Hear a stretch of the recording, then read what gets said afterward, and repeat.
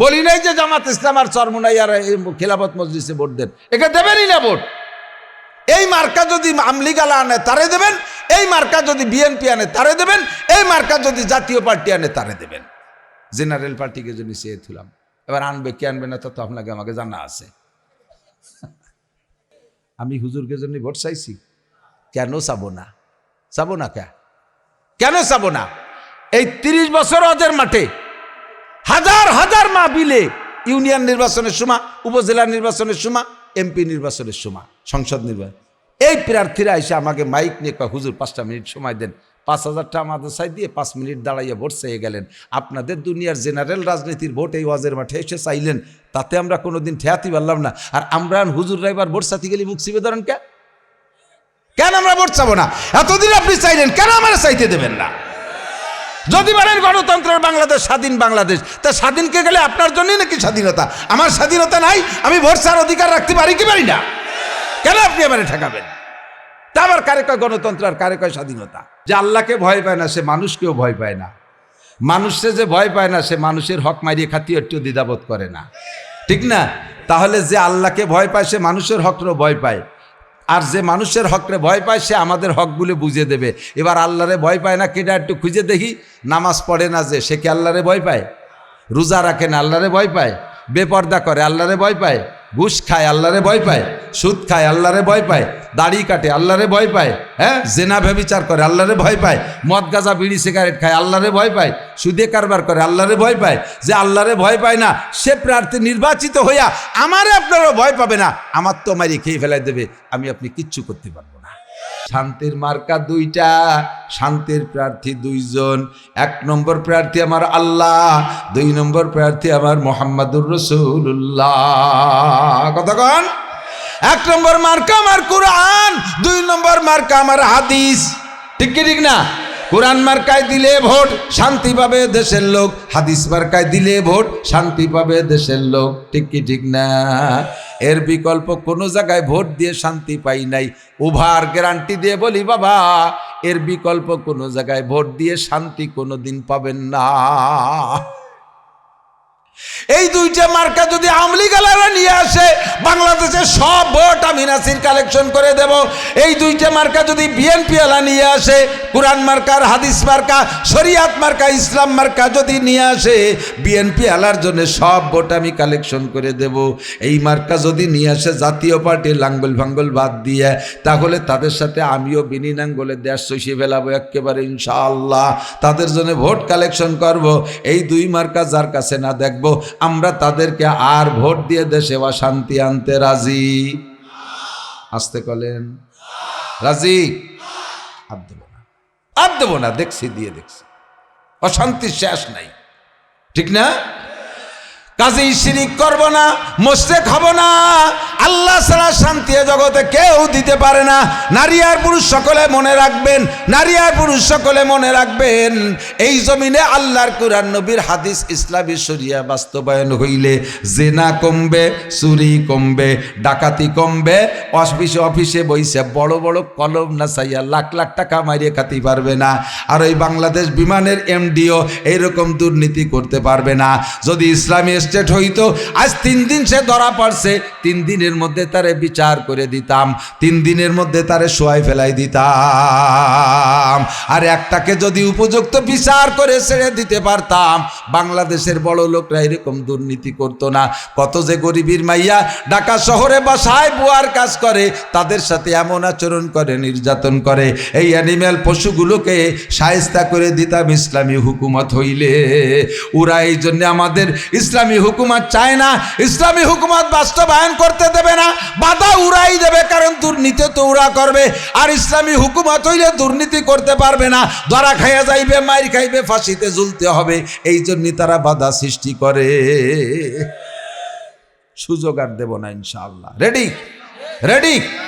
মার্কা কি বলছি, এই কানুন নিয়ে আমলি গেলাস। আমি কিন্তু হুজুরকে জন্য ভোট চাইনি, বলি নাই যে জামাত ইসলাম আর চরমোনাই আর খেলাফত মজলিসে ভোট দেন, একে দেবেনই না ভোট। এই মার্কা যদি আমলি গালা আনে তারে দেবেন, এই মার্কা যদি বিএনপি আনে তারে দেবেন, এই মার্কা যদি জাতীয় পার্টি আনে তারে দেবেন। জেনারেল পার্টিকে যদি চেয়ে তুলাম, এবার আনবে কি আনবে না তা তো আপনাকে আমাকে জানা আছে। ইনতাজতানিবু কাবায়রা মা তুনহাউনা আনহু নুকাফির আনকুম সাইয়্যাতিকুম। আল্লাহ কয় সব সগীরা গুনাহ মাফ করে দেবে। এদিক তাকান, কয় সগীরা গুনাহ কি তুমি এমনি এমনি মাফ করে দিবা নাকি? কয় না, একটু কিছু তো করাই লাগবে। তা সেটুকু কি করবো? আকিমিস সালাতা তারাফাইন নাহার ওয়া যুলাফাম মিনাল লাইল ইন্নাল হাসানাতি ইউযহিবনাস সাইয়্যাত যালিকা যিকরা লিয-যাকিরিন। নবী পাক বলেন আস-সালাওয়াতুল খামস ওয়াল জুমুআতু ইলাল জুমুআ ওয়া রমাদানু ইলা রমাদান মুকাফফিরাতুম মা বাইনাহুন্না ইযাজতানাবাল কাবায়। চমৎকার আমার দিক। হুজুর বলেন তিনটে ফিল্টারে ফিল্টার করো, পানিতে কোনো আয়রন থাকবে না। 1 নম্বর ফিল্টার হলো 5 ওয়াক্ত নামাজ। আমার হাতের দিকে তাকান, প্রত্যেকের হাতের আঙ্গুল ফাঁকা করলে ফাঁকার সেটিং এভাবে হয়। এইটা বৃদ্ধাঙ্গুল, শাহাদত আঙ্গুল একটু বড় ফাঁকা, এইটার মাঝে ছোট ছোট ফাঁকা, ঠিক না? এইটার মাথায় ফজর, এইটার মাথায় জোহর, মাঝারি ফাঁকা। ফজর থেকে জোহর ভালো একটা ডিস্টেন্স না? আসর মাগরিব ঈশা ছোট ছোট ফাঁকা। এইটা যদি ফজর হয়, এইটা যদি ঈশা হয়, তাহলে ঈশার থেকে ফজর পর্যন্ত সারা রাতের লম্বা ফাঁকা, ঠিক না? আসসালাওয়াতুল খামস, 5 ওয়াক্ত নামাজ যেই ব্যক্তি পড়বে, 2 নামাজের মাঝখানে যত সগীরা গুনাহ হবে আল্লাহ তাআলা বিনা তওবায় ক্ষমা করে দিবে। 1 নম্বর ফিল্টার। 2 নম্বর ওয়াল জুমুআতু ইলাল জুমুআ। গত জুমায় নামাজ পড়ছেন, আগামীকাল জুমায় নামাজ পড়বেন। জুমার নামাজ পড়বেন আগামীকাল। গত জুমায় পড়ছেন, আগামী জুমায় নামাজ পড়বেন। মাঝখানে 6 দিন। কয়দিন? এই 6 দিনে যত গুনাহ আছে 2 জুমার ওসিলায় আল্লাহ পাক সব সগীরা গুনাহ ক্ষমা করে দেয়। 2 নম্বর ফিল্টার। 3 নম্বর ফিল্টার ও রমাদান ইলা রমাদান। গত রমজানে রোজা রেখেছি, আগামী রমজানে রোজা রাখবো। রাজি আছেন? রোজা রাখবেন? কারা কারা রোজা রাখবো? আল্লাহুম্মা বারিক লানা ফি রজাবা ওয়া শাবান ওয়া বাল্লিগনা রমাদান। আল্লাহ রজব শাবানের বরকত আমাদেরকে দান করো, বলেন আমিন। মেহেরবানি করে রমজান মাসে পৌঁছাইয়া দাও। সুস্থতার সাথে আমাদেরকে পূর্ণ রমজানের রোজাও তারাবি আদায় করার তৌফিক দাও। এই 3টে ফিল্টার হয়ে গেলে পানিতে আর আয়রন আর লবণ আর্সেনিক কিচ্ছুই থাকে না। আমার আপনার সারা জীবন ভরে যত গুনাহ করেছি, সারা বছর ভরে যত গুনাহ করেছি, 3টে ফিল্টারে ফিল্টারিং হবে। 5 ওয়াক্ত নামাজের অঙ্গীকার করি আজকে। যুবক আমার দিক, পাক্কা প্রতিজ্ঞা করেন। একটু বলেন, নামাজ পড়লে ভালো লাগে না মন্দ লাগে? যারা নিয়মিত পড়েন বাবারা, তারা একটু সাক্ষী দেন। যারা রেগুলার পড়েন, কারণবশত যদি কোনো 1 ওয়াক্ত নামাজ ছুটে যায়, ঘরের থেকে বেরোইতে ভয় লাগে কি না? যে কাজে হাত দেবো মনে হয় যেন সফল হব না, আমি নামাজ পড়ি নেই। রাস্তায় গেলে ভয় লাগে অ্যাক্সিডেন্ট করবো, গাড়িতে উঠলে ভয় লাগে মনে হয় অ্যাক্সিডেন্ট করবো, আমি নামাজ পড়ি নেই, ঠিক না? আর যারা রেগুলার পড়েন না, তারা সাক্ষী দেন। মাঝে মাঝে যদি 1 ওয়াক্ত পড়েন, দেখবেন আপনার মনের মধ্যে আলাদা একটা সাহস লাগবে। আমি নামাজ পড়েছি, আমি নামাজ পড়ে আসছি, এখন যে কাজে হাত দেবো ইনশাল্লাহ সফল হব। কতক্ষণ এরকম একটা সাহস চাই কি দেয় না? কাজেই আপনি রেগুলার নামাজ পড়েন। 1 নম্বর ফিল্টার, কোনো সগীরা গুনাহ থাকবে না। গত জুমা এই জুমা পড়ছেন, প্রত্যেক জুমার নামাজ পড়বেন, মাঝখানে 6 দিনের কোনো গুনাহ থাকবে না। 2 নম্বর 3 নম্বর, গত রমজানে রোজা রেখেছে, আগামী রমজানে রাখবো। মাঝখানে 11 মাসে যত সগীরা গুনাহ আল্লাহ পাক সব গুনাহ মাফ করে দেবে। শর্ত হলো ইজাজতানাবাল কাবায়ের। কবিরা গুনাহগুলো আমরা ছেড়ে দেব, কবিরা গুনাহ আমরা করব না। ভোট বিক্রি করে, আমার দিক, ভোট বিক্রি করে টাকা খাওয়া হালাল না হারাম? জোর হলো না? কেমন হারাম? শুয়োরের গোস্ত খাওয়ার মতো হারাম। এ জায়গা কেউ আসেন, স্যার 2 শুয়োরের গোস্ত রাঁধিয়ে দেবো, খাবেন? কেউ চুপ রয়েছে, মানে খাবে বাপ। শুয়োরের গোস্ত খাবেন কেডা কেডা?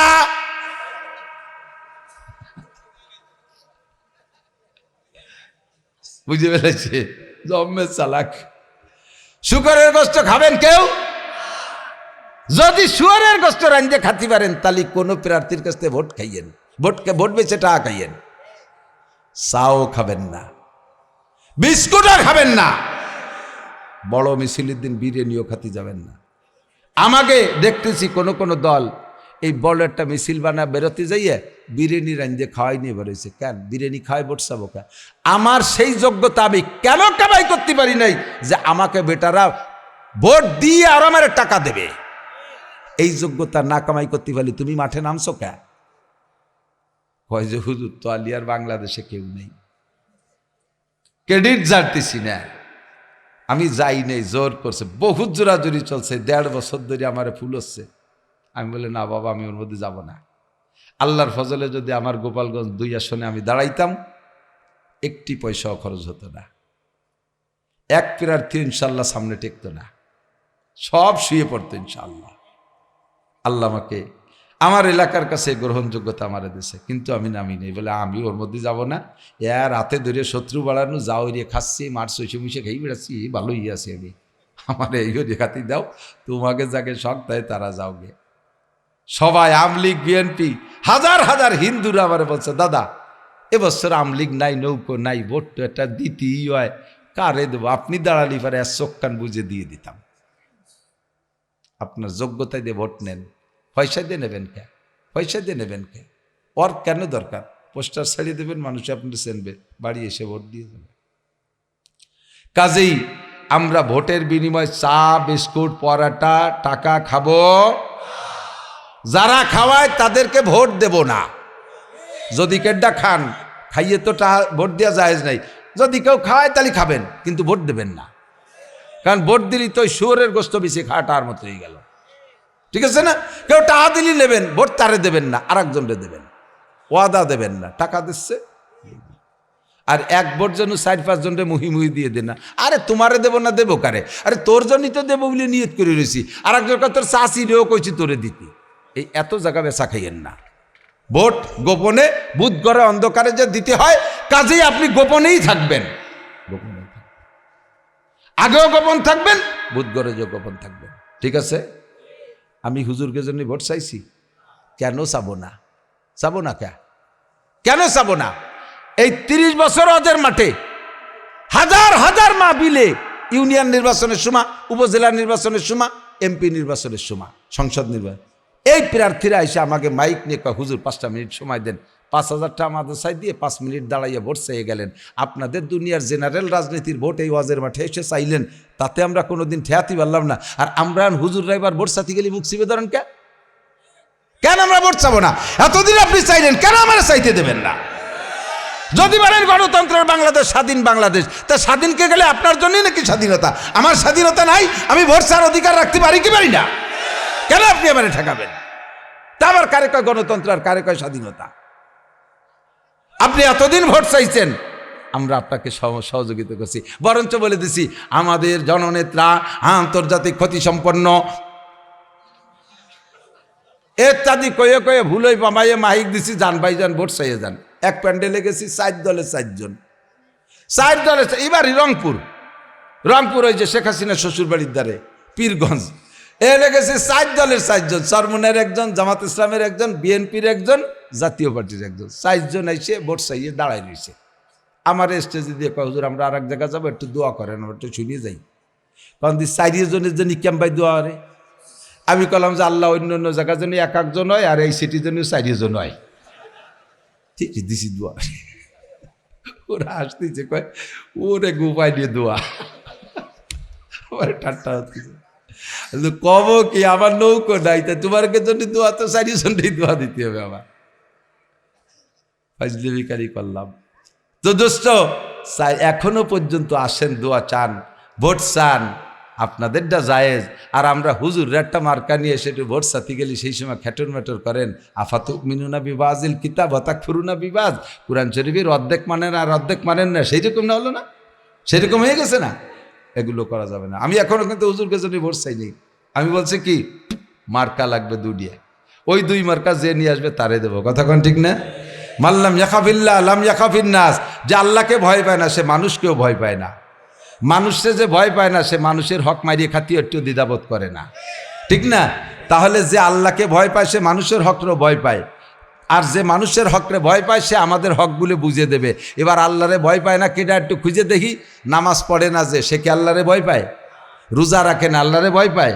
বেপর্দা করে, আল্লাহরে ভয় পায়? ঘুষ খায়, আল্লাহরে ভয় পায়? সুদ খায়, আল্লাহরে ভয় পায়? দাড়ি কাটে, আল্লাহরে ভয় পায়? হ্যাঁ, জেনা ব্যভিচার করে, আল্লাহরে ভয় পায়? মদ গাঁজা বিড়ি সিগারেট খায়, আল্লাহরে ভয় পায়? সুদে কারবার করে, আল্লাহরে ভয় পায়? যে আল্লাহরে ভয় পায় না সে প্রার্থী নির্বাচিত হইয়া আমারে আপনারও ভয় পাবে না, আমার তো মারি খেয়ে ফেলাই দেবে, আমি আপনি কিচ্ছু করতে পারবো না। যার ভিতরে আল্লাহর ভয় আছে খোঁজেন তাকে, এমন মানুষ আল্লাহ তৈরি করে দিক, বলে না আমি। আমার চলার পথে 2 দলরে পাইছি সবচেয়ে নাশকর। একদল হলো মাহফিল আলারা, মাহফিলই তো করি, এই ব্যবসায়ী তো করি খাই। যত জায়গা মাহফিলি যায় মাহফিল আলারা বিদায়, আমাকে যেন বিদায় দেবে, একটু পয়সা করি তো দেয়। ওই সময় সে পিঠ মালিশ করে, হুজুর কিছু কালেকশন হইনি, যা দিছি আলহামদুলিল্লাহ শুকর আদায় করেন, ফিরে এবার আসলে জম্মের দেয়া দেব। আর হলো শুকর আদায় করে না ব্যবসায়ীরা।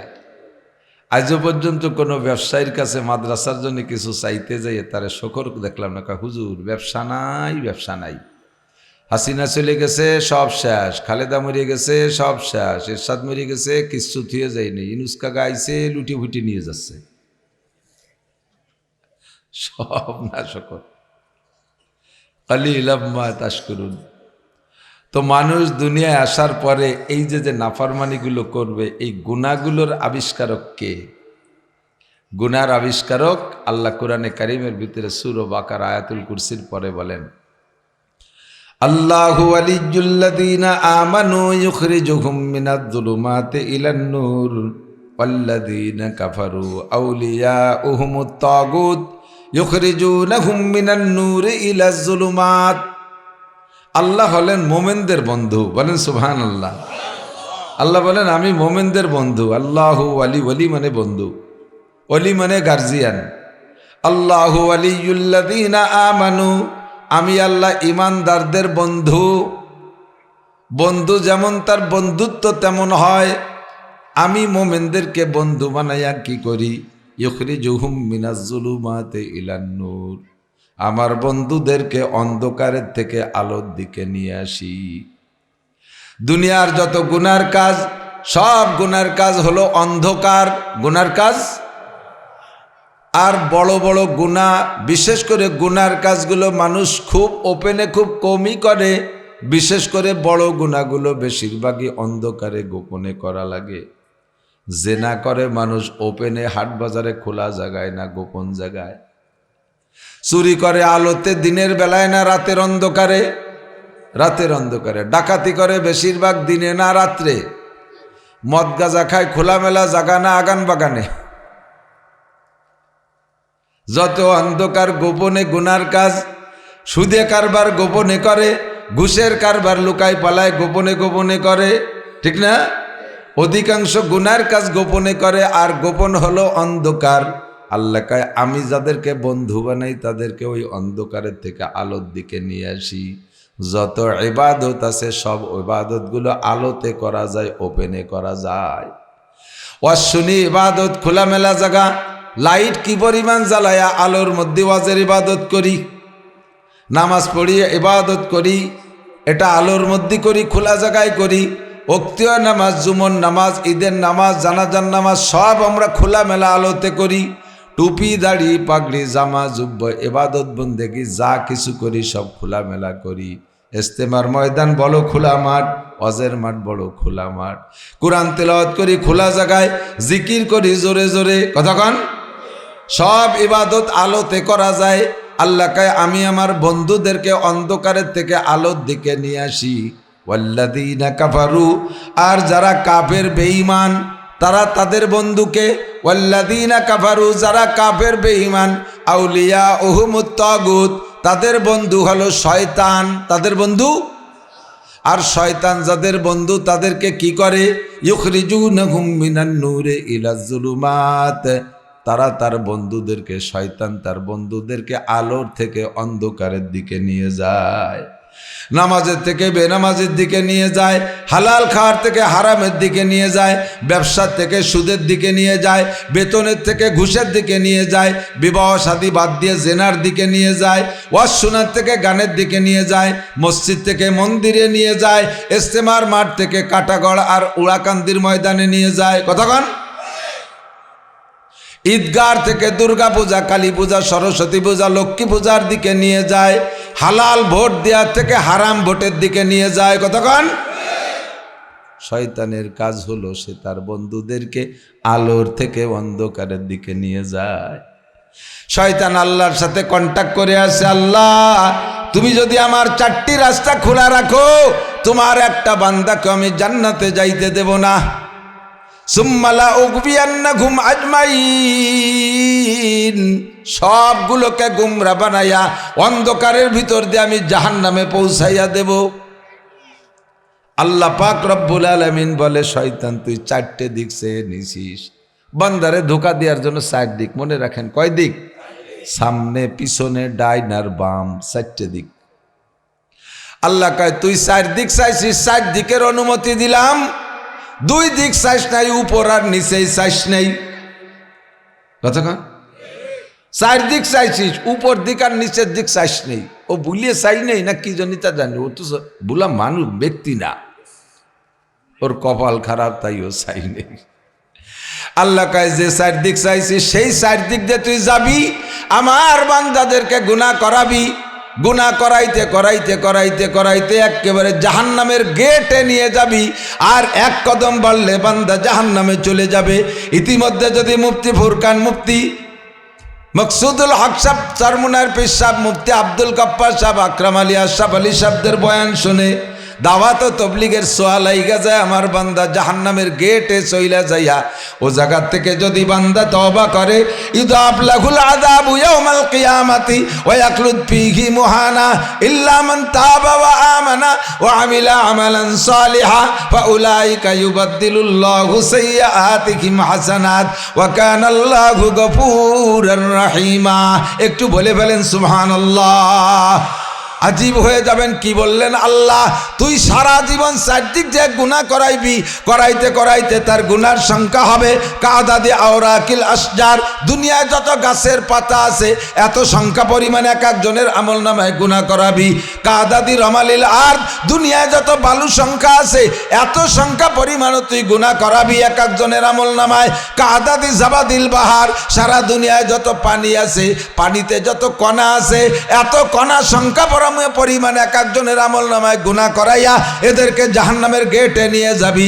আমার বান্দা ওই জায়গায় যাইয়া করে আল্লাহ ওয়ালার বয়ান শুইনা তার ভিতরে যদি ঈমান ফিরে আসে, আর সে জায়গায় দাঁড়ায় যদি তওবা করে, দাঁড়ায় জায়গায় দাঁড়ায় তওবা করে, আর নিচের দিক তুই চাইস নাই, আমার বান্দা ওই জায়গায় যদি সিজদায় পড়ে যায়, আর সিজদার থেকে উঠে উপর দিকও তুই চাইস নাই, আমার বান্দা যদি উপর দিক হাত তুলে হাত মুনাজাত করে, আমি আল্লাহ পাক রব্বুল আলামিন তার জীবনের এই বিশাল সংখ্যা গুনাহ, এত সংখ্যা পরিমাণ গুনাহকে ক্ষমা কইরা দিয়া গুনাহ সংখ্যা পরিমাণ নেকি দ্বারা তার আমলনামা ভরে দেব।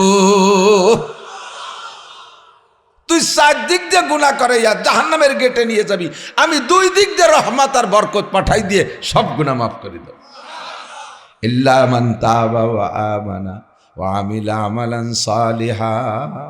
কত বড় দয়াবান যুবক, এদিক কত বড় মেহেরবান আল্লাহ, দয়াবান আল্লাহ। সারা জিন্দেগি গুনাহ করবেন, শুধুমাত্র একটা লাল বাটনে চাপ দেবেন, ডিলিট বাটনে। এই মোবাইলের ভিতরে লোড দিয়েছেন, 15-20 বছর পর্যন্ত মেমোরি ভরে ফেলাইছেন। ডিলিট বাটনে একটা চাপ দিলি 2 সেকেন্ডের মধ্যে পুরো মেমোরি খালি, ঠিক না? কুল ইয়া ইবাদিয়াল্লাযীনা আসরাফু আলা আনফুসিহিম লা তাকনাতু মির রাহমাতিল্লাহ। নবী পাক আমারে বলে বাশশিরু ওয়ালা তুনাফিরু। এ নাসির, তুমি মাঠে ময়দানে ওয়াজ করবা, তুমি আমার উম্মতদেরকে ভয় দিয়ে তাড়াই দিও না, সুসংবাদ দিয়ে কাছে টেনে আনো। ভয় দিয়ে তাড়াই দিও না, সুসংবাদ দিয়ে কাছে টেনে আনো।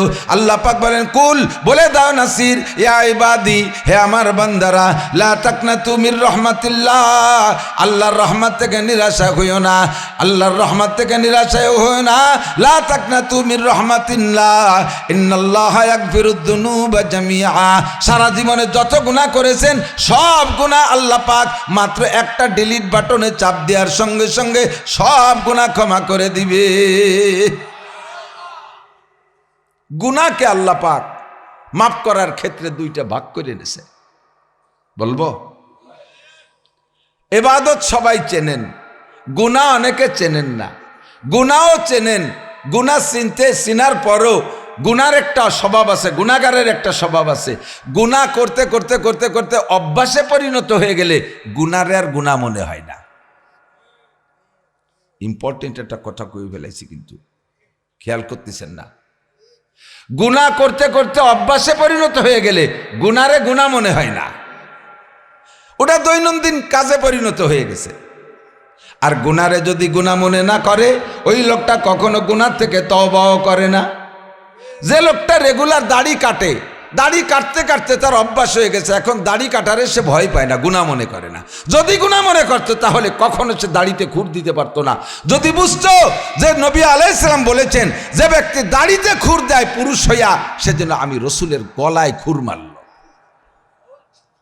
রসুলের গলায় খুর মাইরা কিয়ামতে রসুলের কাছ থেকে সুপারিশ পাওয়া যাবে।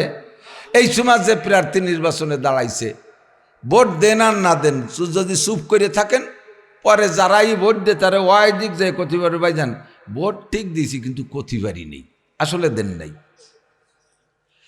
কিন্তু যারা প্রার্থী দাঁড়াইছে তাদের এগেনস্টে যদি বিদ্রোহী প্রার্থীর সাথে লড়েন, তার সাথে বিদ্রোহী প্রার্থীর হয়ে মাঠে ময়দানে কাজ করেন, আপনারা যদি চিনে ফেলায় আর আপনার বিপক্ষের প্রার্থী এমপি সাহেব যদি এমপি হয়ে যায়, পরে তার কাছে গেলি পরা বস্তা ভরিয়ে দেবে না, সলাই দিয়ে বড় হয়ে দেবে, ঠিক না? নবী আলাইহিস সালামের গলায় খুর মারবেন আর ছুরি মারবেন, আর কিয়ামতে হুজুরের কাছ থেকে সুপারিশ নিয়ে জান্নাতে যাবেন, সেগুড়ি বালি। কতক্ষণ? আল্লাহু আকবার। গুনাহ দুই প্রকার, বলবো গুনাহ দুই প্রকার, গুনাহ দুই প্রকার, কবিরা আর সগীরা, বড় গুনাহ আর ছোট গুনাহ। তবে উভয়টাই গুনাহ, বড়টাও গুনাহ ছোটটাও গুনাহ, বড়টাও গুনাহ ছোটটাও গুনাহ, উভয়টার একই বিচার। একটা কবিরা গুনার বিনিময়ে ৭,০০০ বছর জাহান্নাম, একটা সগীরা গুনার বিনিময়ে ৭,০০০ বছর জাহান্নাম।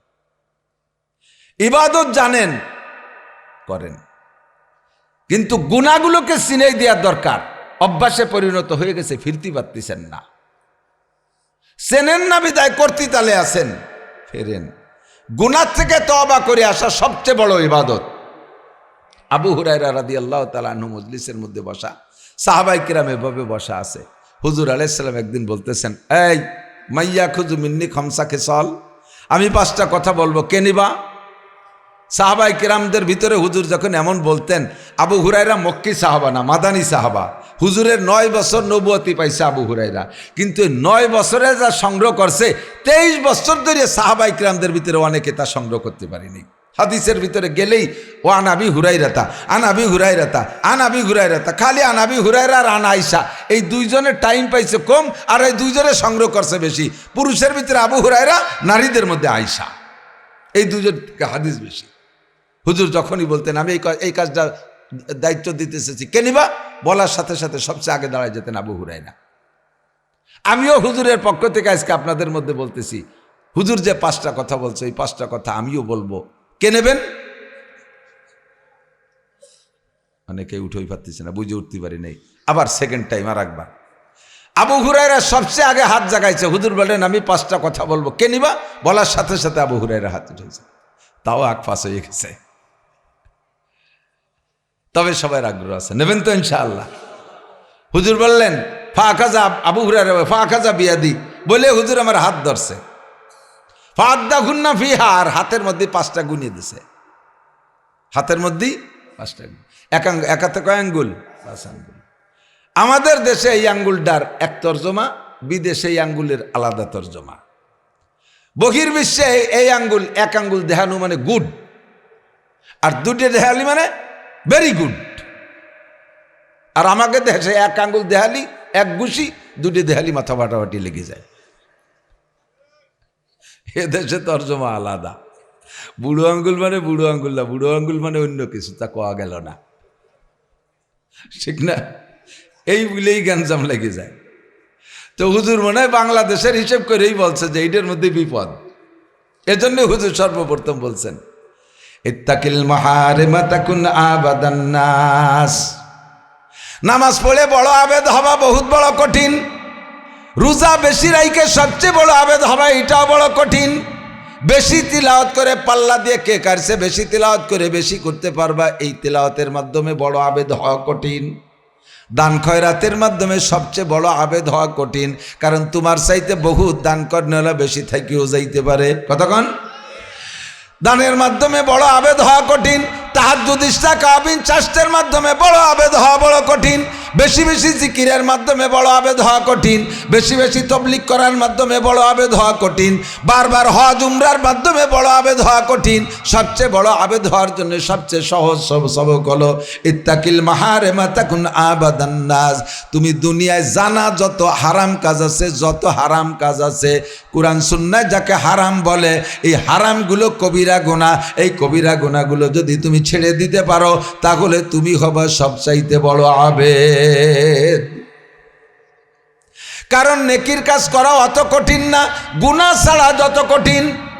বুঝেন নাই? নেকের কাজ করা অত কঠিন না, গুনাহ ছাড়া যত কঠিন। হালাল অর্জন করা অত কঠিন না, হারামের অভ্যাস থাকলে ছেড়ে দেওয়া যত কঠিন। স্ত্রী নিয়ে রাত যাপন করা মোটেই কঠিন না, বরঞ্চ আনন্দের বিষয়। স্বামী স্ত্রী একসাথে রাত যাপন করলে, জামাই মাই একসাথে রাত যাপন করলে শ্বশুর শাশুড়ি খুশি হয়। ছেলে বেটার বউ একসাথে রাত যাপন করলে বেশি মা বাবা খুশি হয়। এখানে বৈধ আছে, অখুশির কিছু নাই, সকলে সেটাকে সমর্থন করে। স্বামী স্ত্রী একসাথে রাত যাপন করা বড় সহজ, কিন্তু প্রেমিকাকে নিয়ে রাত যাপন করা কঠিন। ওখানে বড় ঝুঁকি আর রিস্ক থাকে। কথা বলেন ঠিক কি ঠিক না? যদি কাহারে একবার প্রেমের অভ্যাস হয়ে যায়, অবৈধ যৌন চরিতার্থ করার অভ্যাস হয়ে যায়, ঘরে তার বিশ্ব সুন্দরী বউ থাকলেও আর প্রেম করছে এক আলকাতরাতুন নিসার সাথে, যার সাথে প্রেম করছে আলকাতরাতুন নিসা। বুঝলেন তো? মানে আলকাতরা মার্কা চেহারা, নাম তার কাজলি কাউসার মতো চেহারা, অথচ তার সাথে প্রেম করে সেই জায়গায় সময় নষ্ট করে। ঘরে যদি প্রিয়াঙ্কা চোপড়া বিশ্ব সুন্দরী বউও থাকে, তখন ওই বউর সাথে সম্পর্ক ভালো থাকে না, বউর সাথে মজা পায় না, অবৈধ জায়গায় মজা পায়। কারণ আন্নাসু হারিসুন ফিমা মুনিয়া, মানুষের ওই জিনিসের প্রতি লোভ বেশি হয় যার থেকে তাকে নিষেধ করা হয়। নিষিদ্ধ জিনিসের ভিতরে তার লোভ বেশি হয়। কথা কোন ঠিক ঠিক না? মধু খাওয়া সহজ, এই মধু খাওয়া সহজ, কিন্তু মদের অভ্যাস থাকলে সেখান থেকে ফিরে আসা কঠিন। যদি কের মদ খাওয়ার অভ্যাস হইয়া যায়, তার সামনে ডাব্বা মধু দিলেও ফিরে তাকায় না। মদ কোন জায়গা আছে কোনা কানার মধ্যে, সেই দিক চাইয়ে থাকে। হারামের থেকে ফিরে আসা বহুত বড় কঠিন। যাদের ঘুষ খাইয়ে অভ্যাস হয়ে গেছে, বেতনের টাকায় জীবনেও তারা তৃপ্তি পাবে না। কথা বলেন ঠিক কি ঠিক না? বেতন কালেকশন করা সহজ, অনায়াসে অ্যাকাউন্টে ঢুকে যাচ্ছে, মাসের শেষে যে বের করে নিয়ে আসবো। কিন্তু ঘুষের যদি অভ্যাস থাকে, ওই ঘুষে এক চাটা না দিয়ে পারবে না। কুত্তরে বিরিয়ানি খাতি দেন আর যা খাতি দেন, ও ফেরিও গুপ আলি এক চাটা দেবেই। কথা কয় না? ঠিক কি ঠিক না? বাংলাদেশের আমলা অফিসার যারা আছে, এদেরকে আমলা কয়, সরকারি কর্মচারী কর্মকর্তা। 10 লক্ষ টাকাও যদি বেতন দেন, 1 কোটি টাকাও যদি আমলাদের বেতন ধার্য করেন, তবুও তারা ঘুষ খাবেই খাবে। আসতে কয়, প্রমাণ আছে না নাই? লক্ষ লক্ষ কোটি কোটি টাকা ওদের চরিত্র হারাম খাইতে খাইতে নষ্ট হয়ে গেছে। দেখেন বিমান বাংলাদেশের এমডি, যারা ফেসবুক দেখেছেন, খবর শুনেছেন, ছোট্ট 11 বছরের একটা মেয়ে, তার সাথে কি আচরণ করেছে। মেয়েটাকে মারতে আর কোনো জায়গা বাদ দেয় নাই। ওই পিকচারটা, ছবিটা যখনই আসে, তখনই চোখ থেকে মনের অজান্তে পানি বেরিয়ে আসে। মেয়েটা শুকিয়ে গেছে, গায়ের চামড়া হাড়ের সাথে লেগে গেছে। এত বড় লোকের বাড়ি থাকছে, তারে পেট ভরে খাইতে দেয় নাই। গলার এখানে যে একটা দাগ, মনে হয় যেন তারে জবাই দিয়েছিল, এত বড় দাগ। হাতের এখানে রক্ত বেরোচ্ছে, হাতের এখানে রক্ত বেরোচ্ছে, পায়ের গিরে গিরে কোনায় কোনায় সারা ডাগা চুলে ফেলাইছে। বাংলাদেশ বিমানের এমডি, সর্বোচ্চ অফিসার, সে আর তার বউ দুইজনে নির্যাতন কইরা হারাম খাইতে খাইতে মানবতা হারাই ফেলাইছে। কুত্তো আর শুয়োরের চাইতে নিকৃষ্ট স্বভাবে পরিণত হয়ে গেছে। হারাম খাইলে মানুষ পাগলের মতো হয়ে যায়, উন্মাদ হয়ে যায়, অজ্ঞান হয়ে যায়। গরিবের একটা মায়া তার কাছে দিয়ে আসছে, তাকে কি করার জন্য? সে বলেই নেছে তার লেখাপড়া করাবো, বিয়ে শাদী পর্যন্ত করায় দেব। এই মেয়েটারে তার বাপ মাঝে মাঝে দেখতে যায়, বাপরে বাপরে দেখতে দেয় না, বিভিন্ন অজুহাত দিয়ে এড়াই দেয়। লাস্ট ফিনিশিং যখন মেয়েটা মরে মরে বাপ, সেই সময় বাপ দেখতে গেছে, তারপরে তাকে হস্তান্তর করছে। যদি কেউ ছবিতে দেখে থাকেন, বলেন সত্য কথা, তাহলে ওই মেয়েটার চেহারা দেখে থেকে তার গা দেখে কি চোখের পানি রাখা যায়? হাসপাতালে বেডে পড়ে আছে, আমি যে কয়বার কাঁদছি, যে কয়বার দেখছি, আমার মনে চাইতেছে সময় পাচ্ছি না, সুযোগ পাইলে মেয়েটাকে দেখে আসতাম আর আমি তারে 50,000 টাকা দিয়ে আসতাম। বাংলাদেশ সরকার কোর্ট কাছারির কাছে আবেদন, সারা বাংলাদেশ থেকে অনুরোধ করি, ওই ঘুষখোর বিয়াদব বদমাইশটার চাকরি তো শেষ করতেই হবে, তারে আর তার বউরে আজীবন কারাদণ্ডে রাখতে হবে। আর এই হারাম হালাল যা টাকা কামাই করছে সব ওই মেয়েটির অ্যাকাউন্টে জমা দিতে হবে। এইরকম কুলাঙ্গার বাংলাদেশে হারাম করে যত আছে তাদের বিচার হতে হবে। কথা বলেন? অ্যানিম্যাল পশু হারাম খাইতে খাইতে স্বভাব নষ্ট হয়ে গেছে। ইত্তাকিল মাহারেম, হারামকে ভয় পাও, সুদ খাইও না, ঘুষ খাইও না, পরের হক মাইরে খাইও না, চুরি করো না, ডাকাতি করো না। ও যুবক, পরের মুরগি চুরি করে খাইও না, খেজুর গাছের রস চুরি পাড়িয়ে খাইয়া টিলের মধ্যে মুইতে তুইও না, এই সমস্ত আকাম উল্টো পাল্টা করো না, জিনা ব্যভিচার করো না, ব্যারাক্যাডামসকারিতা, বিয়ার ডিভিশন, নির্ভর জাগরণী চক্র, আশা প্রশিকা, গ্রামীণ ব্যাংকের টাকা খাইও না, হারাম খেও না, পরের গাছের তলায় পা বড়ই চুরি পরই কুড়াই খেও না, পরের গাছ তলা পা আম খাইও না। অনেক সময় পোলা পানে এগুলো নিয়ে আসে বাড়ি, আব্বা মা খুব সুন্দর যত্ন সহকারে রিসিভ করে, ও মা কোন গাছে, কাকে গাছের টাপালি, আমারে দুটি দে, এই কে মাও গালের মধ্যে দিয়ে ছাগলের মতো জাগর কাটতে থাকে। আজকে বড়ই এনে দেশে খাইয়ে খুশি হয়েছেন, কালকে আম এনে দেবে, তাও খাবেন। এরপরও চিন্তা করে আমি জানি তাই তো আমার মা খুশিতে খায়, কাজেই দিয়ে আরও বড় কিছু পাই নাকি। এবার যা পায় তাই এনে দেয়, তাই খাইতে থাকে। ওনারও খাইতে খাইতে অভ্যাস হয়ে গেছে, আর ছেলেমেয়েরও আনতে আনতে অভ্যাসে পরিণত হয়ে গেছে। এরপরে চুরি করবে, আস্তে আস্তে ডাকাতি করবে, এরপরে চুরি করবে, আস্তে আস্তে ডাকাত হইতে থাকবে। কতক্ষণ ঠিক কি ঠিক না? পরের গাছের ফেলানি বড়ই খাইয়েন না মা। আপনারা কিসসা জানেন? শাহ আব্দুল কাদের জিলানী রহমাতুল্লাহ আলাইহির আব্বাজির কিসসা। আব্দুল কাদের জিলানী রহমাতুল্লাহ আলাইহির আব্বাজি নদীর পাড় দিয়ে হাঁটতেছে, দেখে একটা বড়ই ভাসিয়ে আসে। উনি চিন্তা করলেন এমন সুন্দর বড়ই নদীতে ভাসমান, এর তো কোনো মালিক নাই, তাহলে বড়ইটা নষ্ট করবো কেন, আমি খেয়ে ফেলি। উঠাইয়া বড়ইটা খাওয়ার পরে আল্লাহর বান্দার চেতনা ফিরিয়ে আসে। আরে কপাল, কার গাছের বড়ই খালাম, না খেয়ে না বলে কেন পরের গাছের বড়ই খাইলাম? তাহলে দেখি বড়ই করতে গেছে, বড়ই গাছের মালিকরে পাই নাকি, মালিকের কাছে সমাধান করে নেব, হারাম খাবো না। খুঁজতে খুঁজতে কত দূর গিয়ে দেখে গাছের নদীর পাড়ে ওই বড়ইর গাছে, ওই বড়ইরই গাছ, ওই গাছ নদীর পাড়ে কাইতেয়া রইছে, হেলে আছে, গাছে অনেক বড়ই, এই ওই বড়ই আর এর বড়ই একই বড়ই। উনি বুঝলেন যে এই গাছের বড়ই পানিতে পড়ছে, তাই আমি খাইছি। এবার লোকের কাছে জিজ্ঞেস করলেন বড়ই গাছের মালিককে, চিনেই দিলেন এই বাড়ির রমক বুজুর্গ পিসা হুজুর সুফি সাহেব এই বড়ই গাছের মালিক। যাইয়া হজরতের সাথে সাক্ষাৎ করে বিনয়ের সাথে মুসাফা করে বলতেছে, হজরত আপনার গাছের একটা বড়ই আমি পানিতে প্রায় 5-7 কিলোমিটার দূরে নদীতে ফেলার উপায় আমি খেয়ে ফেলাইছি। হজরত আপনার গাছের ফল আমি না বলে খাইছি, আমারে ক্ষমা করে দেন, নইলে এর বিনিময় যা হয় আপনি নিয়ে নেন। বুজুর্গ কয়, মনে মনে ভাবতেছেন, আরে আমার গাছের বড়ই তো আমি খাইতেই পারি না, এমনই তো নদীতে পড়ে যায়, বেশি বেশি চলে যায়, মানুষে পেড়ে খায়, আজও পর্যন্ত কোনো বড়ই খাওয়ালা আসলো না।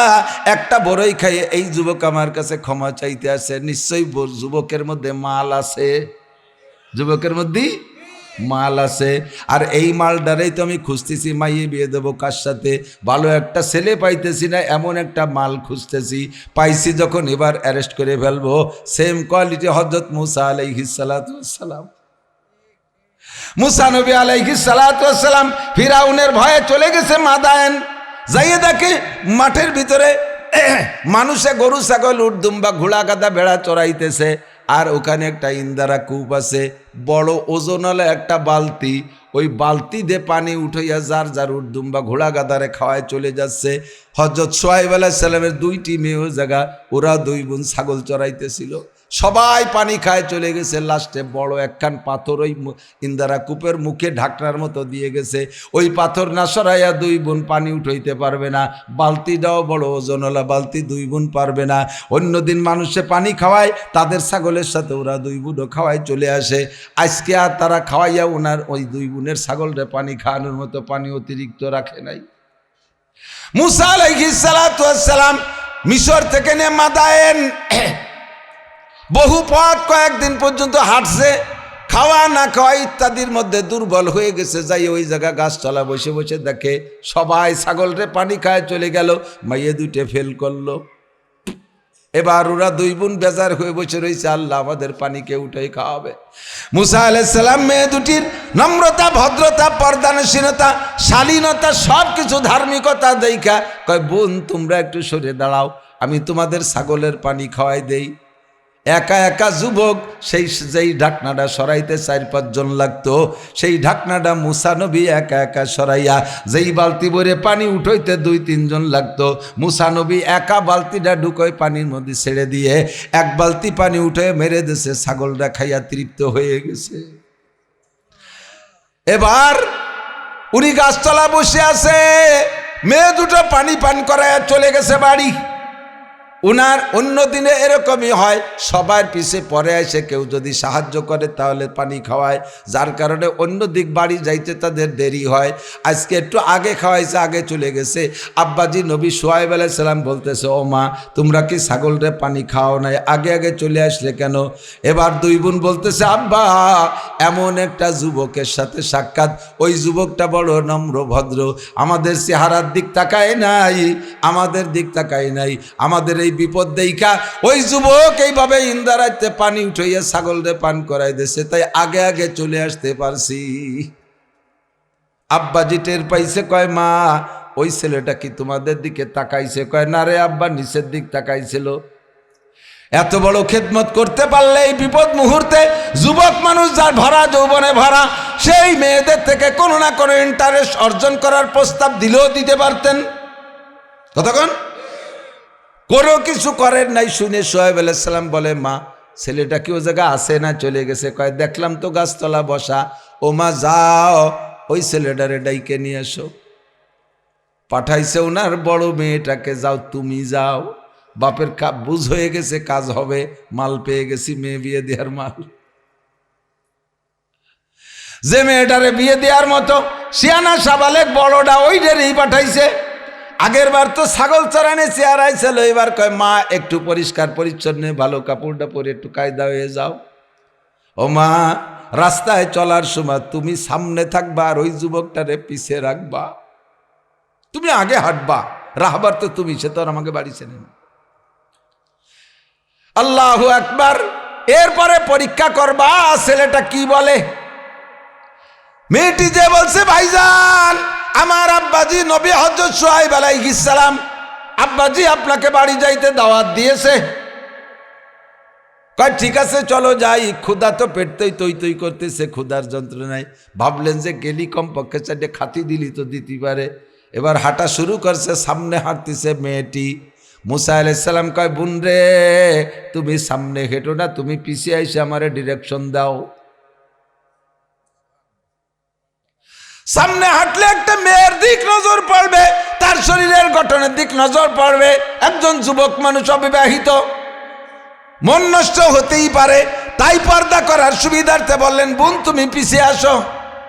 পিছনে দিয়া এবার সামনে হাঁটায় কোন দিক যাব পিছন থেকে বলো, বলতে বলতে চলে গেছে বাড়ি।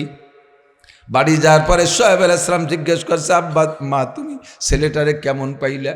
কয় আব্বা জান সে লোকটা যুবকটা, আমি তো কোরআন শরীফের আমার আয়াত এখান থেকে স্মরণ নেই, মেয়েটি হলেন আমিন, বড় আমানতদার, নিরাপদ।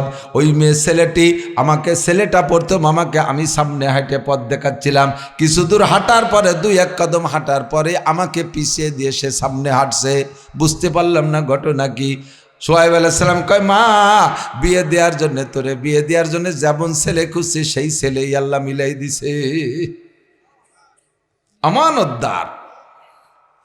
বাড়ি যাওয়ার পরে খানা দানা পরিবেশন, মেয়েরা বলতেছে, আব্বা যাকে আপনি প্রতিদান খানা দিলেন, উপযুক্ত কর্মচারীকে আপনি খানা দিয়েছেন। এবার শুআয়ব আলাইহিস সালাম বলে, বাবা তুমি কোন বিপদের মধ্যে আসছো সব বিস্তারিত শুনাইলেন।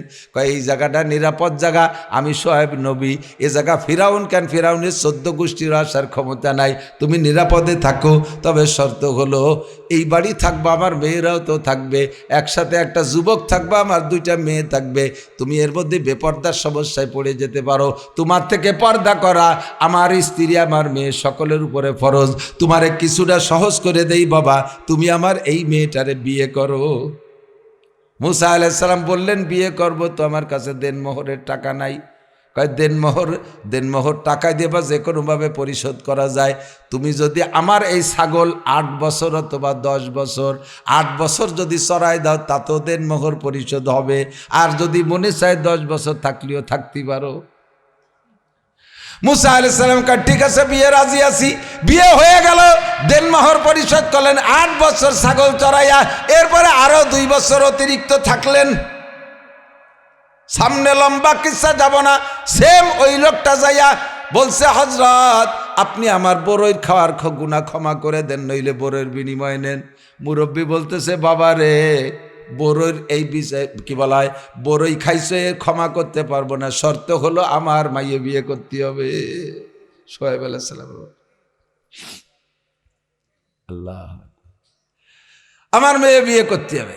এখন কয় যে মেয়ে বিয়ে করবো, আপনার মেয়ে তো দেখি নেই। কয় দেখা লাগবে না, আমার মেয়েটা অন্ধ, আমার মেয়েটি কালো, আমার মেয়েটি খুড়া, আমার মেয়েটি বুবা। ছেলে কয় আমার জন্য কত সুন্দরী সুন্দরী হ্যান্ডসাম মেয়ে আমার আব্বা মা দেখছে, সব বাধ্য দিয়ান আপনার কালা মাইয়া, খোড়া মাইয়া, আপনার বুবা মাইয়া বিয়ে করব, তবুও রাজি আছি যদি আপনি আমার বড়ই খাওয়ার গুনাহ মাফ করে দেন। বিয়ে হয়ে গেল, বড়ই খাওয়ার গুনাহ মাপের বিনিময় ঘরের মধ্যে বাসর ঘরে ঢুকই দেশে, যাইয়ে দেখে বউ ঘরে বসা, চাঁদার কি রূপসী তার চাইতে সুন্দরী। ঘরে এক নজর দেখে বেরোয়েছে, কয় মুরব্বী আব্বা জান, আপনি যেই মেয়েটা আমার সাথে বিয়ে দিয়েছেন সেই মেয়েটা তো ঘরে নাই। আপনি বললেন কালো একটা মেয়ে, ঘরে তো চাঁদের চাইতে উজ্জ্বল একটা মেয়ে, আমি তো ঘরে যে সেই বউটা যেটা আপনার থেকে বিয়ে করছে সেটা তো পালাম না। কয় বাবা ওইটাই আমার কালো মেয়ে। কয় কালো বললেন কেন? কয় আমার মেয়েটাকে দুনিয়ার কোনো আলোতে কোনো দিন দেখে নাই, অন্ধকারে থাকে, তাই আমার মেয়েটা কালো বলছি। মেয়েটির তো সুন্দর দুটো হরিণের মতো ভাষা চোখ দেখলাম, আপনি যে বললেন অন্ধ। আমার মেয়েটা 10 বছরের পরে দুনিয়া দেখে নাই, বাহিরের কোনো কিছু দেখে নাই, তাই আমি বলছি আমার মেয়ে অন্ধ। বাবা অরিজিনাল আমার মেয়ের চোখ আছে। আপনি তো বললেন খুড়া, সে তো দেখি সুন্দর পায়ে হাঁটে। কয় আমার মেয়েটা ঘর থেকে কোনো দিন বাহিরে যায় নাই। তোমাদের দেশের মাইয়েরা যেমন রমজান আসলি মার্কেটে ফিল্ডিং করে বেড়ায়, আমার মেয়েটা ওইরকম কোনো দিন ফিল্ডিং মারে নাই। কক্সবাজার, কুয়াকাটা, করমজল, সুন্দরবন কোনো পার্কে যাই নাই, বাড়ি বাড়ি ভোট চাইয়ে বেড়াই নাই আমার মেয়েটা এজন্য খুড়া ঘরে বসা। আমার মেয়েটা বুবা বললাম এজন্য দুনিয়ার কোনো পুরুষের সাথে বাইরের কোনো মানুষের সাথে কথা বলে নাই। বুবারা যেমন বলে না, আমার মেয়েটা এরকম বলে না। শুরু হয়ে গেল দাম্পত্য জীবন।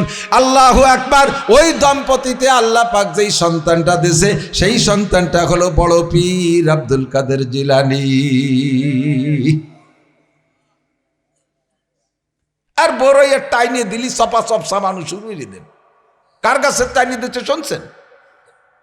আল্লাহে, আমার একটু একটা মেয়ে ছিল, মেয়েটা 10 বছর হয়েছে বয়স, বছর 3 বয়স। আমার বাড়ির পাশে আমার শাস্ত্র ভাইয়ের বাড়ির একটা আম গাছ আছে রাস্তার পাশে। 3 বছর আমার মেয়েটার বয়স, হাঁটতে পারে, একটু কথা বোঝে, একটু কুড়াকুড়ি বোঝে। ওই আমার বাড়ির থেকে বেরোয় এসে রাস্তার পর একটা পাকা সুন্দর টলটলে হলুদ একটা পাকা আম পাইছে ওই গাছে। ওই আমটা ও কুড়াই দিয়ে ওই আমওয়ালা বাড়ি ওর শাশি হয় যে করছে, কাকি আপনাদের আম, কাকি আপনাদের আম, বেশি কতিবাতি না, ছোট মানুষ তো অটুক মানুষ যদি একটা আম কুড়োই নেয় বাড়িওয়ালা কি তাই রাহে? আম্মু তুমি নিয়ে যাও, তুমি নিয়ে যাও। না না, আমাদের অনেক গাছ, আমাদের অনেক আম আছে, এটা আপনাদের গাছ। উনি রাখবে না আর ও আনবে না, লাস্টে উঠোনে ফেলাইতে চলিয়েছে। কেন খাবেন? ইত্তাকিল মাহারিমা তাকুন আবাদান নাস।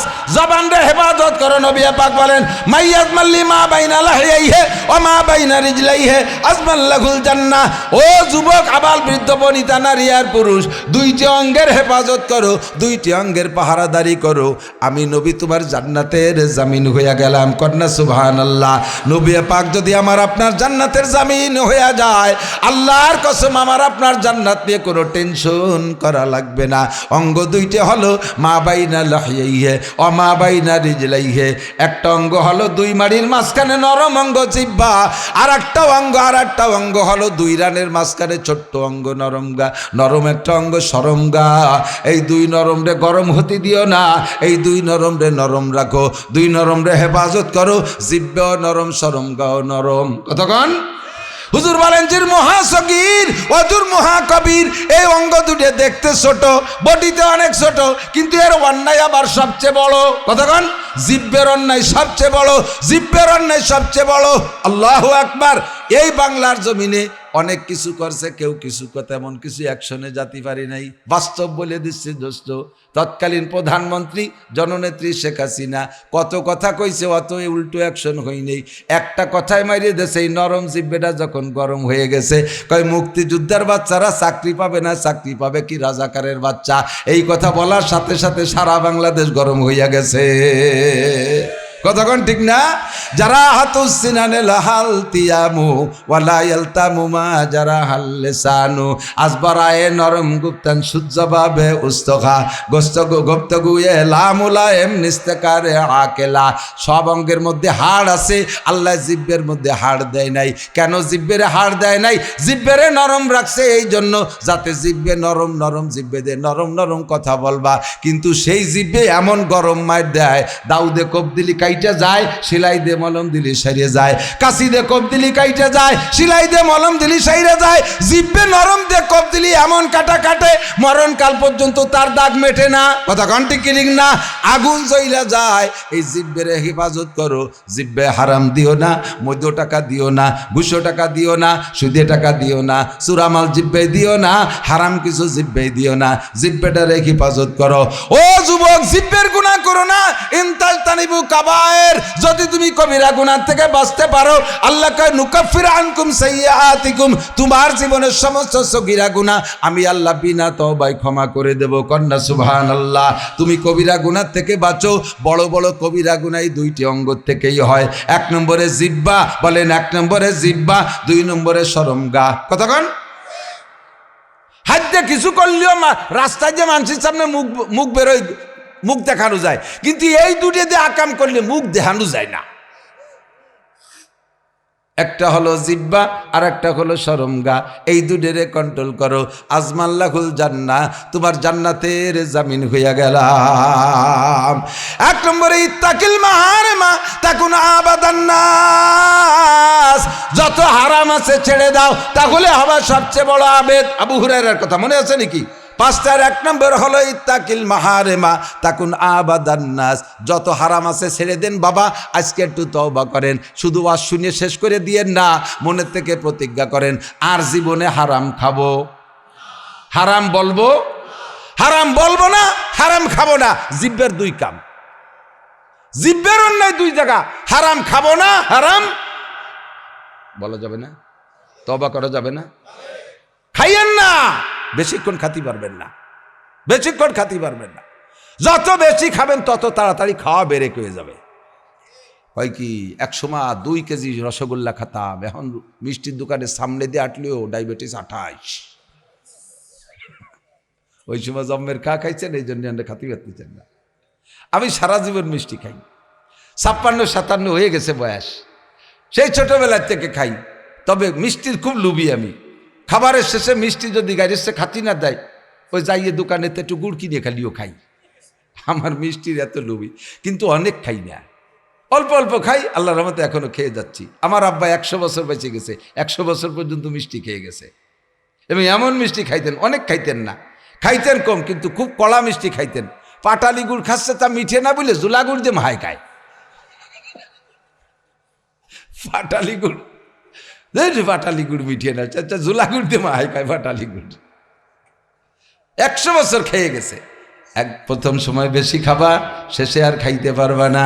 ইত্তাকিল মাহারিমা তাকুন আবাদান নাস, যত হারাম আছে ছেড়ে দাও, তাহলে হবা সবচাইতে বড় আবেদ। কথা কন আল্লাহু আকবার। আল্লাহ পাক বলেন গুনাহ দুই প্রকার, কবিরা আর সগীরা। ভাগ করে দেই, গুনাহ দুই প্রকার, কবিরা আর সগীরা।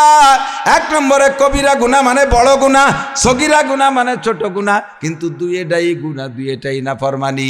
এক একটা গুনাহ সগীরা হোক আর কবিরা হোক 7000 বছর জাহান্নাম। বলবেন যে হুজুর তা কবিরাও 7000 সগীরাও 7000, তাই ক্লাস করা ভাগ করার দরকার কি? আপনি কন এই 1 কেজি গু বাংলায় না করলি হয় না? 1 কেজি গু নাপাক না? একটুক গু তো নাপাক না? হ্যাঁ, সগিরে গু, সগির মানে ছোট। তো অনেকখানি পায়খানাও যেমন নাপাক, অল্প একটু পায়খানাও তো কবিরা গুনাও কবিরা গুনা, সগিরা গুনাও গুনা।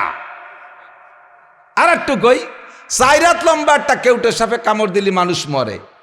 একটা 1 বিঘেতে একটা কেউটো সাপের বাচ্চায় কামড়ালি তো মরে না? ওদের সগিরে সাপ মরে। তো কবিরে সাপে কামড়াইলেও মরে, সগিরে সাপে কামড়াইলেও মরে। ওর কামড়ও যে টাইমে মরে, এর কামড়ও সেই টাইমে মরে। কাজেই কবিরা গুনাহ 7000 বছর জাহান্নাম, সগিরা গুনাহ 7000 বছর জাহান্নাম। তবে আল্লাহ পাক বলেন আমি কবিরা গুনার দায়িত্বটা তোমাদের ঘাড়ে দিচ্ছি, আর সগিরা গুনার দায়িত্ব আমি নিচ্ছি। একই শাস্তি, তবে সগিরা গুনার দায়িত্ব আমার কাছে। আমি তোমার জীবনের সমস্ত সগিরা গুনাহ মাফ করে দেব যদি তুমি ইনতাজতানিবু কাবায়ের, কবিরা গুনার থেকে যদি তুমি বেঁচে থাকতে পারো। এখন আমরা কইলাম যে আল্লাহ তুমি কবিরা গুনার দায়িত্বটা নাও, সগিরাগুলো আমাকে দায়িত্ব দাও। আল্লাহ কয় ওই ঝুঁকি নিতে যাইও না। বড় একটা সাপ, 4 হাতে একটা সাপে কামড় দিতে গেলে 1 হাত ফনা তোলে, ঠিক না? আর ফনা তুলে ফস করে একটা শব্দ দেয় না? তো সাপটা বড় হলি ফনাটা বড় হয়, ফসটা শব্দ হয়, কানে আসে, চোখে পড়ে, দেখে জাম করে লাফ দিয়ে সরিয়ে যাওয়া যায়, আত্মরক্ষা করা যায়। আর একটুক একটা সাপ, ছোট সাপ, ওর ফনা ওই বা কি, ও দেখাও যায় না, হোসই বা কি, ও জুতোর মধ্যে ডুয়ে বসে থাকতে পারে, মুজোর মধ্যে ডুয়ে বসে থাকতে পারে, জাঙ্গের তলে পেঁচায় থাকতে পারে, বালিশির তলে যে থাকতে পারে, জামার হাতের মধ্যে পেঁচায় রয়েছে, সময় মতো মারি দেবে, শীতে পড়ে যাবা। ওর হাতের তো বাসা বড় কঠিন না?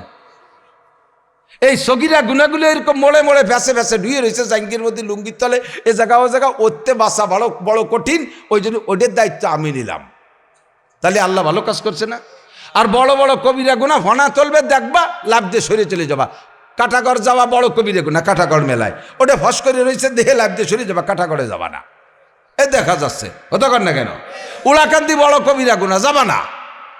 সুদ কবিরা গুনাহ, ঘুষ কবিরা গুনাহ, জিনা কবিরা গুনাহ, ব্যভিচার কবিরা গুনাহ, মদ কবিরা গুনাহ, গাঁজা কবিরা গুনাহ, ইয়াবা কবিরা গুনাহ, মিথ্যা কথা কবিরা গুনাহ, গীবত শিকায়ত কবিরা গুনাহ, এগুলো সব বড় বড় কবিরা গুনাহ। এ মাথা উঁচু করার সাথে সাথে লাভ দিয়ে সরিয়ে যাবা। এক জায়গা বইছে দেখেন, বাংলাদেশের 7 দোকান, 7 দোকানের 2টা উপাধি। 7 দোকানের একটা হলো 7 দোকান হলো দারুল ইফতা। আপনারা পাবলিকরা টের পান নাই, উলামায়ে কেরাম বলছে দারুল ইফতা বলে যেখান থেকে ফতোয়া দেওয়া হয়। যত 7 দোকান আছে ওই জায়গা থেকে ফতোয়া সাপ্লাই হয়। ও জায়গার মুফতিকে কোনো মাদ্রাসায় পড়া লাগে না, বিড়ি খাতিবাল্লি হয়। আমি বসে রয়েছি, আমার কাছে মশলা জিজ্ঞেস করছে, আমি ভাবতেছি কিভাবে কব, একটু কায়দারি করতে হবে। এর মধ্যে দেয় দিচ্ছে বিড়ি খা মুফতিরা, পকা ভক বিড়ি দুমার মশলা বক বক করি বাজছে। মুফতি আজম দারুল ইফতা 7 দোকান। আর হলো এই 7 দোকানের নাম রাখছি মিনি সংসদ ভবন। ওই জায়গা বসে যা প্ল্যান প্রোগ্রাম দেয় রাষ্ট্র সেই কায়দাই চলে। দেখছেন না কত বড় বড় বুদ্ধিমান। পেটের মধ্যে জাল খাও দিলে একটা আলিফ বেরোয় না, বুমা মারলে একটা অক্ষর বেরোয় না, বকলমে বুতা টিপ সই দেয় দলিলি, সে ওই জায়গা বসে হাসিনে খালেদারে বুদ্ধি দেয়, ঠিক না? ওই জায়গা বসে দুনিয়ার গীবত শিকায়েত একেবারে 14 গোষ্ঠীর হুজুর দলা, হুজুর খালি দলা, কিচ্ছু না ভিতরে। এই যে দাঁড়াইছে হুজুররা, সেনো হুজুরকে, হুজুর গো জিব্বের পানি সামলাতে পারলো না, এমনি তারা খাইছে, তাই হুজুর র্যান সামলাতে পারে, তাই নিজের র্যানে সংসদে যে গেলবে বলি এই যে দেহ হুজুর লালা ভালা বিয়েছে এই 7 দোকানে। কথা কন সত্যি কি সেই জন্যই ঠিক না এই কথা কয় বলে ঠিক? এই কথা সাত দোকানে হয় কি হয় না? হুজুররাও জিব্বের বাড়ি সংসাদে যাবে, টোন মারিয়ে কার লোভ হয়েছে। সাবধান, নো টক বাট উস্কুত, জবানটা কন্ট্রোল করেন। সাবধান, কি বলতেছেন একটু হিসেব করে বলেন। ইন্না বাদাত যন্নি ইসমুন, বেশিরভাগ অধিকাংশ ধারণাগুলো গুনার দিকে নেয়। ধারণা করে যে কথা বলে, ধারণা মনে হয় এরকম হতে পারে, যত রাজনীতি পচা দরবার সব ধারণার উপরে নির্ভর করে চলতেছে। কথা বলেন ঠিক কি ঠিক না? আর ধারণা বেশিরভাগ গুনার দিকে টেনে নেয়, ধারণাগুলো গুনার দিকে। আমার বাড়ি একবার, আমার ফ্যামিলি সচরাচর যাইতে পারে না, বাড়ি সবসময় মেহমানতির থাকে। আমার আব্বা মা অসুস্থ ছিল, যার কারণে আমার ওয়াইফ খুব একটা বাপের বাড়ি যাইতে সুযোগ পায় না। আর বড় ছেলেটা প্রতিবন্ধী, এর নিয়ে যাওয়া কঠিন। ছেলে মেয়ে বেশ অনেকগুলো, ছোটো মোটো নিয়ে কয়জন বেশি, ওরা এক ঘরে থাকে, আমি চাই আর এক ঘরে। এক সপ্তাহ পর যখন আমার ফ্যামিলি বাড়ি আসছে, আসার পরে বাড়ি এসে ওরা চলে গেছে, আসার পরে ঘর ঝাড়ু দিয়েছে, সারা ঘর লাল টকটকে। যত পানি দেয় তত বাড়ে, যত ঝাড়ু দেয় তত বাড়ে। এই হয়ে গেছে কাম। এখন সন্দেহ শুরু হয়ে গেছে। ওদের মুরব্বীর সাথে একটু কেমন কেমন ভাব আছে, ওরা মনে হয় তদবির করছে। এই সিন্দুর মিন্দুর পড়িয়ে থুয়ে গেছে। আস্তে আস্তে আমার পেট খারাপ, বাড়ির সবাই এই পাতলা পায়খানা, গুড়ি পুড়িয়ে যায়, জ্বর, ঠান্ডা কাশ, মরি ভাব। পরে গেলাম কবিরাজের কাছে, কবিরাজও সোহেমুই কয়ে দিল যে দুইটা ছেলে আপনার ঘরে ছিল, ওরা শ্মশানের থেকে এই পোড়ামাটি টাটি নিয়ে আর ঠাউর বাড়ি থেকে সিন্দুর ভরিয়ে নিয়ে ঘরে দিয়ে দিচ্ছে সব জায়গাতে। কাজেই আপনারা এক সপ্তাহ বাঁচতে পারেন বেশি। আমি তো একটু ফিরেন দেন, কেন ফিরানোর সময় নেই। যা সন্দেহ করতেছি কবিরাজে তাই লাগাই দিছে। এখন তো মরা ছাড়া উপায় নাই। তো মরে যাব বলে হেরাম বানতেছি, ঘর বাড়িগুলো সাফসুতরা করতেছি, এর মধ্যে দিয়ে যে ঘরের মধ্যে ইন্দুর মরা গন্ধ। এই মরা ইঁদুর সাফ করতে যদি মাছার পর গেছি, যে মাছার গোলা ছিল, দানের গোলা, দান খালি হয়ে গেছে। তো ইন্দুর একটা দান পান খাইয়ে দেন খালি হয়ে গেছে, ওর মধ্যে পড়িয়ে মরি রয়েছে। ওই মরা ইঁদুর ফেলাতে যাইয়ে দেখি আমার ঘরের ওই স্কাটিংয়ে যে রং দিছিলাম, সেই স্কাটিংয়ে রং দেওয়ার পরে একটুক রং থেকে গেছিলো টুল্লায়, ওইগুলার মধ্যে ধুয়ে দিছি। সেই রং ইন্দুরি কাটে হুটোইরে তল দিয়ে ফেলাইছে, তাই ঘর ভরে ছড়াইছি। বা সব জায়গায় এখন কবিরাজি সিন্দুর ছড়াই গেছে। এতদিন পর্যন্ত এই সন্দেহ করছি আর মরার জন্য রেডি হয়ে গেছি, অথচ এই সিঁদুর ওরা না, ইঁদুর আমারই সিঁদুর, আমার সিঁদুর ইঁদুরই কাটে নিচে বেলায় দিয়েছে, তাই ঘর ভরে বাহাই রয়েছি। যখন এটা উদ্ঘাটন হয়ে গেছে আর কোনো তাবিজ কবজ লাগে নাই, সুস্থ হয়ে গেছি। খুঁজে দেখেন এরকমই বেশিরভাগ মানুষ সম্পর্কে, ও মনে হয় এই করতেছে, ও মনে হয় এই করতেছে, ও মনে হয় এই করতেছে, মনে হয় করে, অথচ সে কিন্তু তার দ্বারেও নাই। এই সন্দেহ করে আপোষে গেঞ্জাম ফাসাদ বাদাতি তালে আসি। এগুলো কবিরা গুনাহ। এগুলো কি কবিরা গুনাহ? এগুলো কি কবিরা গুনাহ? তো কবিরা গুনার ভিতরে সেরা কবিরা গুনাহ তিনটে। এক নম্বর নাম্বার 1 শিরিক, 1 নম্বরে শিরিক, 2 নম্বরে কুফর, 3 নম্বরে বেদাত। 3 নম্বরে বেদাত। শিরিক, আল্লাহর সমকোটি আর একজন আল্লাহ আছে, এর নাম হলো শিরিক। এটা আমরা করি না, কিন্তু আরেকটা শিরিক হলো শিরিক ফিস সিফাত। আল্লাহর গুণের সাথে অন্য করে গুণী মনে করি। খাওয়ায় আল্লাহ, পড়ায় আল্লাহ, বাঁচায় আল্লাহ, শান্তি দেয় আল্লাহ, অশান্তি দেয় আল্লাহ। এসবগুলো কার দায়িত্ব? আল্লাহর দায়িত্ব, ঠিক না? আমরা এই নির্বাচনে নেতাদের সামনে নিয়ে অমুক মার্কায় দিলে ভোট শান্তি পাবে দেশের লোক, বোতল মার্কায় দিলে ভোট বোতল খাবে দেশের লোক। বোতল চেনেন তো? মালের বোতল।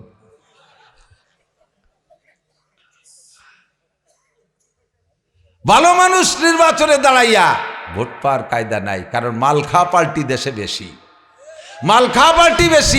আর মাল খাওয়া পার্টিরে যারা মাল দিতে পারে ভোট তারাই পেয়ে যায়।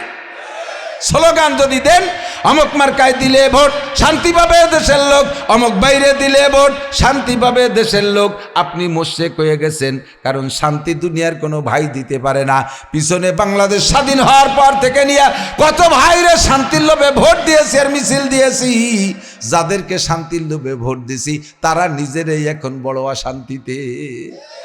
কেউ দেশে তাই অশান্তিতে, কেউ অশান্তি জ্বালায় হিজরত করে চলে গেছে।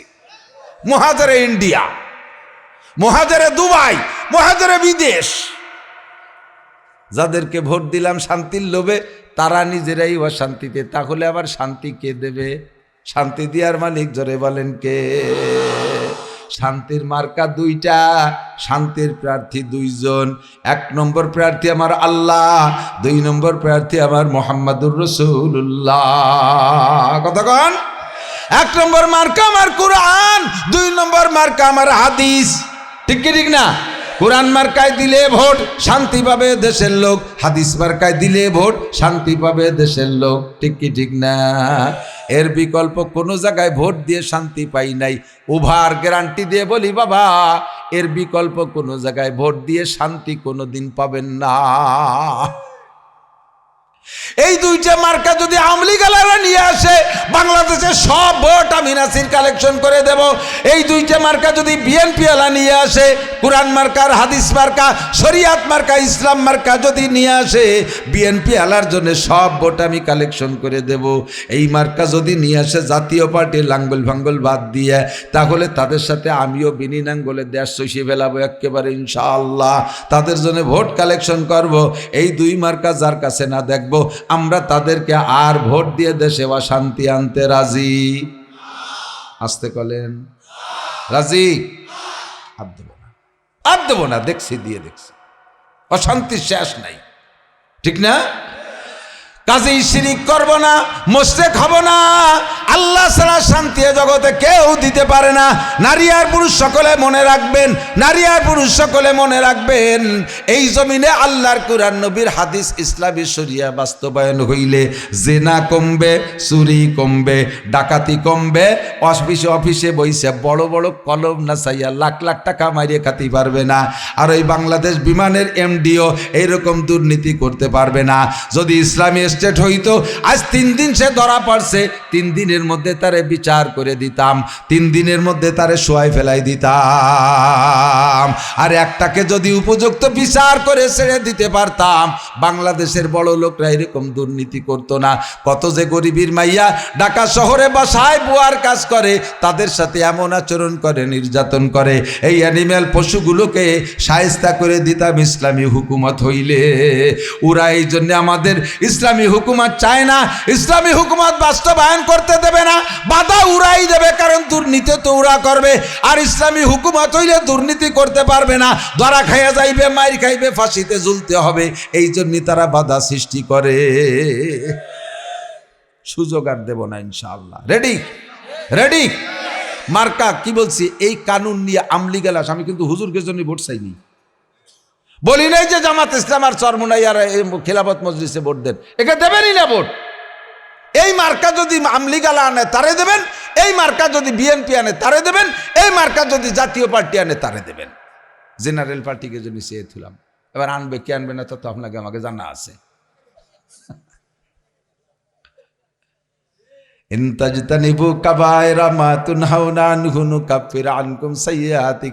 আল্লাহ কয় সব সগীরা গুনাহ মাফ করে দেবে। এদিক থাকেন, কয় সগীরা গুনাহ কি তুমি এমনি এমনি মাফ করে দেবা নাকি? কারণ একটু কিছু তো করাই লাগবে। তা সেটুক কি করবো? আকিমিস সালাতা তারাফাইন নাহার ওয়া যুলাফাম মিনাল লাইল ইন্নাল হাসানাতি ইউযহিবনাস সাইয়্যাত যালিকা যিকরা লিয-যাকিরিন। নবী পাক বলেন আস-সালাওয়াতুল খামস ওয়াল জুমুআতু ইলাল জুমুআ ওয়া রমাদানু ইলা রমাদান মুকাফফিরাতুম মা বাইনাহুন্না ইযা ইজতানাবাল কাবায়। চমৎকার আমার দিক।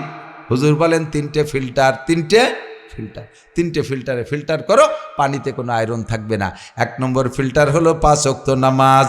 আমার হাতের দিকে তাকান, প্রত্যেকের হাতের আঙ্গুল ফাঁকা করলে ফাঁকার সেটিং এভাবে হয়। এইটা বৃদ্ধাঙ্গুল, শাহাদত আঙ্গুল একটু বড় ফাঁকা, এইটার মাঝে ছোট ছোট ফাঁকা, ঠিক না?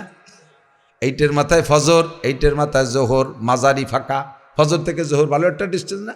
আসর, মাগরিব, ঈশা ছোট ছোট ফাঁকা।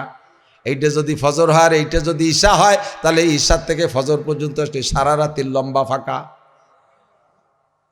ঠিক না? আসসালাওয়াতুল খামস, 5 ওয়াক্ত নামাজ যেই ব্যক্তি পড়বে, 2 নামাজের মাঝখানে যত সগীরা গুনাহ হবে আল্লাহ তাআলা বিনা তওবায় ক্ষমা করে দিবে। 1 নম্বর ফিল্টার। 2 নম্বর ওয়াল জুমুআতু ইলাল জুমুআ। গত জুমায় নামাজ পড়ছেন, আগামীকাল জুমায় নামাজ পড়বেন। জুমার নামাজ পড়বেন আগামীকাল। গত জুমায় পড়ছেন, আগামী জুমায় নামাজ পড়বেন। মাঝখানে 6 দিন। কয়দিন? এই 6 দিনে যত গুনাহ আছে 2 জুমার ওসিলায় আল্লাহ পাক সব সগীরা গুনাহ ক্ষমা করে দেয়। 2 নম্বর ফিল্টার, 3 নম্বর ফিল্টার ও রমাদান ইলা রমাদান, গত রমজানে রোজা রেখেছি, আগামী রমজানে রোজা রাখবো। রাজি আছেন রোজা রাখবেন? কারা কারা রোজা রাখবো? আল্লাহুম্মা বারিক লানা ফি রজাবা ওয়া শাবান ওয়া বাল্লিগনা রমাদান। আল্লাহ রজব শাবানের বরকত আমাদেরকে দান করো, বলেন আমিন। মেহেরবানি করে রমজান মাসে পৌঁছাইয়া দাও, সুস্থতার সাথে আমাদেরকে পূর্ণ রমজানের রোজা ও তারাবি আদায় করার তৌফিক দাও। এই 3টে ফিল্টার, 3 ফিল্টার হয়ে গেলে পানিতে আর আয়রন আর লবণ আর্সেনিক কিচ্ছুই থাকে না। আমার আপনার সারা জীবন ভরে যত গুনাহ করেছি, সারা বছর ভরে যত গুনাহ করেছি, 3টে ফিল্টারে ফিল্টারিং হবে। 5 ওয়াক্ত নামাজের অঙ্গীকার করি আজকে। যুবক আমার দিক পাক্কা প্রতিজ্ঞা করেন, একটু বলেন নামাজ পড়লে ভালো লাগে না মন্দ লাগে? যারা নিয়মিত পড়েন বাবারা তারা একটু সাক্ষী দেন, যারা রেগুলার পড়েন। কারণ বছর যদি কোনো এক ওয়াক্ত নামাজ ছুটে যায়, ঘরের থেকে বেরোইতে ভয় লাগে কি না? যে কাজে হাত দেবো মনে হয় যেন সফল হব না, আমি নামাজ পড়ি নেই। রাস্তায় গেলে ভয় লাগে অ্যাক্সিডেন্ট করবো, গাড়িতে উঠলে ভয় লাগে মনে হয় অ্যাক্সিডেন্ট করবো, আমি নামাজ পড়ি নেই, ঠিক না?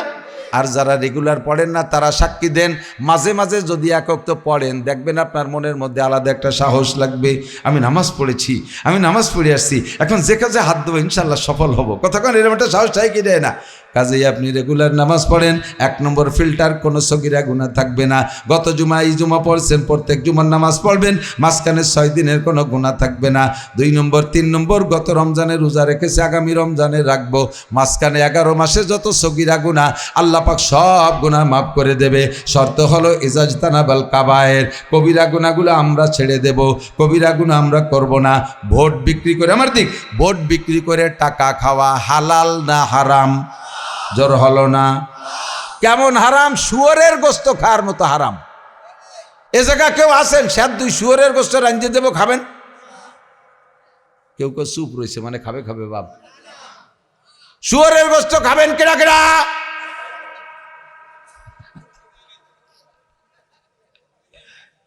বুঝে ফেলেছে জম্মে চালাক। শুকরের গোস্ত খাবেন কেউ? যদি শুয়োরের গোস্ত রাঁধে খাতে পারেন তাহলে কোনো প্রার্থীর কাছ থেকে ভোট খাইয়েন, ভোট বেচে টাকা খাইয়েন। চাও খাবেন না, বিস্কুটও খাবেন না, বড় মিছিলের দিন বিরিয়ানিও খাতে যাবেন না। আমাকে দেখতেছি কোন দল এই বড় একটা মিছিল বানা বেরোতে যাইয়ে বিরিয়ানি রাঁধে খাওয়াই নিয়ে বেরোইছে। কেন বিরিয়ানি খাওয়াই ভোট চাবো? কেন? আমার সেই যোগ্যতা আমি কেন কামাই করতে পারি নাই যে আমাকে বেটারা ভোট দিয়ে আর আমার টাকা দেবে? এই যোগ্যতা না কামাই করতে পারলি তুমি মাঠে নামছো কে? কয় যে হুজুর তো আলিয়ার বাংলাদেশে কেউ নেই, ক্রেডিট জানতেছি না, আমি যাই নেই, জোর করছে, বহুত জোরাজুরি চলছে, 1.5 বছর ধরে আমার ফুল হচ্ছে। আমি বলে না বাবা আমি ওর মধ্যে যাব না। আল্লাহর ফজলে যদি আমার গোপালগঞ্জ 2 আসনে আমি দাঁড়াইতাম, 1 পয়সাও খরচ হতো না, 1 প্রার্থী ইনশাল্লাহ সামনে টেকতো না, সব শুয়ে পড়তো ইনশাল্লাহ। আল্লাহ আমাকে আমার এলাকার কাছে গ্রহণযোগ্যতা আমার দেশে, কিন্তু আমি নামি নেই বলে আমি ওর মধ্যে যাব না। এর হাতে ধরে শত্রু বাড়ানো, যাও রে খাচ্ছি, মার শৈশে মিশে খেয়ে বেড়াচ্ছি, ভালোই আছি আমি, আমার এইও দেখাতে দাও, তোমাকে যাকে শখ দেয় তারা যাওগে। সবাই আমলিগ বিএনপি, হাজার হাজার হিন্দুরা আমার বলছে দাদা এবছর আমলিগ নাই, নৌকো নাই, ভোট তো একটা দিতেই হয়, কারে দেবো? আপনি দাঁড়ালি পারে চোখ কান বুঝে দিয়ে দিতাম। আপনার যোগ্যতায় দিয়ে ভোট নেন, পয়সা দিয়ে নেবেন কে? পয়সা দিয়ে নেবেন কে? ওর কেন দরকার? পোস্টার ছাড়িয়ে দেবেন, মানুষ আপনি চেনবে, বাড়ি এসে ভোট দিয়ে দেবে। কাজেই আমরা ভোটের বিনিময়ে চা বিস্কুট পরাটা টাকা খাবো, যারা খাওয়ায় তাদেরকে ভোট দেব না। যদি কেডা খান খাইয়ে তো ভোট দেওয়া জায়েজ নাই, যদি কেউ খাওয়ায় তাহলে খাবেন, কিন্তু ভোট দেবেন না। কারণ ভোট দিলি তো শুয়োরের গোস্ত বেশি খাওয়াটার মতো হয়ে গেল, ঠিক আছে না? কেউ টাকা দিলি নেবেন, ভোট তারে দেবেন না, আর একজনরে দেবেন, ওয়াদা দেবেন না, টাকা দিচ্ছে। আর এক ভোট যেন 4-5 জনরে মুহি দিয়ে দেন না, আরে তোমারে দেবো না দেবো কারে? আরে তোর জন্যই তো দেবো বলে নিয়ত করে রয়েছি, আর একজন তোর চাষি রেও কইছি তোরে দিতি। এই এত জায়গা বেচা খাইয়েন না। ভোট গোপনে, বুথ ঘরে অন্ধকারে যে দিতে হয়, কাজেই আপনি গোপনেই থাকবেন, গোপনেই থাকবেন, আগেও গোপন থাকবেন, বুথ ঘরে যে গোপন থাকবেন, ঠিক আছে? আমি হুজুরকে জন্য ভোট চাইছি? কেন চাবো না? চাবো না কেন চাবো না? এই 30 বছর হজের মাঠে হাজার হাজার মা বিলে ইউনিয়ন নির্বাচনের সময়, উপজেলা নির্বাচনের সময়, এমপি নির্বাচনের সময়, সংসদ নির্বাচন, এই প্রার্থীরা এসে আমাকে মাইক নিয়ে কয়, হুজুর 5টা মিনিট সময় দেন। 5,000 টাকা আমাদের সাইড দিয়ে 5 মিনিট দাঁড়াইয়া ভোট চেয়ে গেলেন। আপনাদের দুনিয়ার জেনারেল রাজনীতির ভোট এই ওয়াজের মাঠে এসে চাইলেন, তাতে আমরা কোনোদিন ঠেয়াতে পারলাম না। আর আমরা হুজুর রাইবার ভোট চাইতে গেলে মুখ চিপে ধরেন কেন আমরা ভোট চাবো না? এতদিন আপনি চাইলেন, কেন আমার চাইতে দেবেন না? যদি বলেন গণতন্ত্রের বাংলাদেশ, স্বাধীন বাংলাদেশ, তা স্বাধীনকে গেলে আপনার জন্যই নাকি স্বাধীনতা? আমার স্বাধীনতা নাই? আমি ভোট চাওয়ার অধিকার রাখতে পারি কি পারি না? কেন আপনি আমার ঠেকাবেন? তা আবার কারে কয় গণতন্ত্র আর কারে কয় স্বাধীনতা? আপনি এতদিন ভোট চাইছেন, আমরা আপনাকে সহযোগিতা করছি, বরঞ্চ বলে দিছি আমাদের জননেত্রা আন্তর্জাতিক খ্যাতিসম্পন্ন ইত্যাদি কয়ে কয়ে ভুলই পামাইয়ে মাইক দিছি, যান ভাই যান ভোট চাইয়ে যান। এক প্যান্ডেলে গেছি 4 দলে 4 জন, 4 দলে। এবারই রংপুর ওই যে শেখ হাসিনা শ্বশুর বাড়ির দ্বারে পীরগঞ্জ, এ লেগেছে 4 দলের 4 জন, চরমনের একজন, জামাত ইসলামের একজন, বিএনপির একজন, জাতীয় পার্টির একজন, 4 জন এসে ভোট চাইয়ে দাঁড়াই রয়েছে। আমার স্টেজে দিয়ে কয়, হুজুর আমরা আর এক জায়গায় যাবো, একটু দোয়া করেন, একটু শুনিয়ে যাই। কারণ 4 জনের জন্য কেম ভাই দোয়া করে? আমি বললাম যে আল্লাহ অন্য অন্য জায়গার জন্য 1 জন হয়, আর এই সিটির জন্য 4 জন হয়। ঠিক দিছি দোয়া। ওরা আসতেছে, কয় ওরে গোপাই দিয়ে দোয়া। ঠাট্টা হচ্ছে, কব কি আমার নৌকো নাই, তা তোমার জন্য দোয়া, তো 4 জনই দোয়া দিতে হবে। আমার ফাজলে বিকারি করলাম তো দোস্ত, এখনো পর্যন্ত আসেন, দোয়া চান, ভোট চান, আপনাদেরটা জায়েজ। আর আমরা হুজুর একটা মার্কা নিয়ে সেটা ভোট চাতে গেলি, সেই সময় খেটর মেটর করেন, আফাতুক মিনুনা বিবাজিল কিতাব হতাক ফুরুনা বিবাজ, কোরআন শরীফের অর্ধেক মানেন আর অর্ধেক মানেন না, সেই রকম না হলো না? সেরকম হয়ে গেছে না? এগুলো করা যাবে না। আমি এখনো কিন্তু হুজুরকে জন্য ভোট চাইনি। আমি বলছি কি, মার্কা লাগবে 2টা, ওই 2 মার্কা যে নিয়ে আসবে তারে দেবো। কথা কোন ঠিক না? মাল্লাম ইয়াখাফিল্লাহ লাম ইয়াখাফিন নাস, যে আল্লাহকে ভয় পায় না সে মানুষকেও ভয় পায় না। মানুষে যে ভয় পায় না সে মানুষের হক মারিয়ে খাতিয়ে একটু দ্বিধাবোধ করে না, ঠিক না? তাহলে যে আল্লাহকে ভয় পায় সে মানুষের হকরও ভয় পায়, আর যে মানুষের হকরে ভয় পায় সে আমাদের হকগুলো বুঝে দেবে। এবার আল্লাহরে ভয় পায় না কেটা একটু খুঁজে দেখি। নামাজ পড়ে না যে, সে কি আল্লাহরে ভয় পায়? রোজা রাখে না, আল্লাহরে ভয় পায়? বেপর্দা করে, আল্লাহরে ভয় পায়? ঘুষ খায়, আল্লাহরে ভয় পায়? সুদ খায়, আল্লাহরে ভয় পায়? দাড়ি কাটে, আল্লাহরে ভয় পায়? হ্যাঁ, জেনা ব্যভিচার করে, আল্লাহরে ভয় পায়? মদ গাঁজা বিড়ি সিগারেট খায়, আল্লাহরে ভয় পায়? সুদে কারবার করে, আল্লাহরে ভয় পায়? যে আল্লাহরে ভয় পায় না সে প্রার্থী নির্বাচিত হইয়া আমারে আপনারও ভয় পাবে না, আমার তো মারি খেয়ে ফেলাই দেবে, আমি আপনি কিচ্ছু করতে পারবো না। যার ভিতরে আল্লাহর ভয় আছে খোঁজেন তাকে, এমন মানুষ আল্লাহ তৈরি করে দিক, বলে না আমি। এই মাদ্রাসার বিপক্ষে কেউ আছেন নাকি? মাদ্রাসার বিপক্ষে পক্ষে আছেন তো সবাই, সবসময় থাকবেন। হজরত হাফেজ আবু জাফর সাহেব, আমার চাচাজান রহমতুল্লাহ, হজরত মৌলানা আব্দুল ওয়াহাব সাহেব রহমতুল্লাহ আলীর খাস খলিফা ছিলেন। চট্টগ্রাম সুলতান আহমদ নানুপুরি হুজুর রহমতুল্লাহ আলীর সাথে সম্পর্ক রাখতেন। হুজুর বেশি আছেন মারা গেছে জানি না, হুজুর থাকতে থেকে আমি আসছি অনেক আগের থেকে। সেনাটির হুজুর মুজিবুর রহমান সাহেব হুজুর, আমি সুটফার হুজুর, আমরা একসাথে মাহফিল করে গেছি। তো সেই মুরব্বী 2 জন চলে গেছে, আলী হাসান সাহেব আসছে মাঠে, চলে গেছে সবাই। এখন আমরা আছি, কখন চলে যাব জানি না। আল্লাহ ডাক দিলে আমাদেরও চলে যাওয়া লাগবে। আমরা সর্বক্ষণ মাদ্রাসার সাথে থাকব, নিজেদের সন্তানদেরকে মাদ্রাসায় দেব, মাদ্রাসায় দান খয়রাত করব, বাঁশ দেব, ধান দেব, চাল দেব, পাট দেব, পিঁয়াজ দেব তো ইনশাআল্লাহ। যা কিছু থাকুক, রাজনীতির জায়গায় ধর্মীয় প্রতিষ্ঠান আমাদের সকলের এর সাথে মোহাব্বত রাখবেন। এরা দোয়া করে আপনাদের জন্য, শেষ রাত্রে দোয়া করে, 5 ওয়াক্ত নামাজে দোয়া করে, আজও এখানে দোয়া হবে ইনশাআল্লাহ।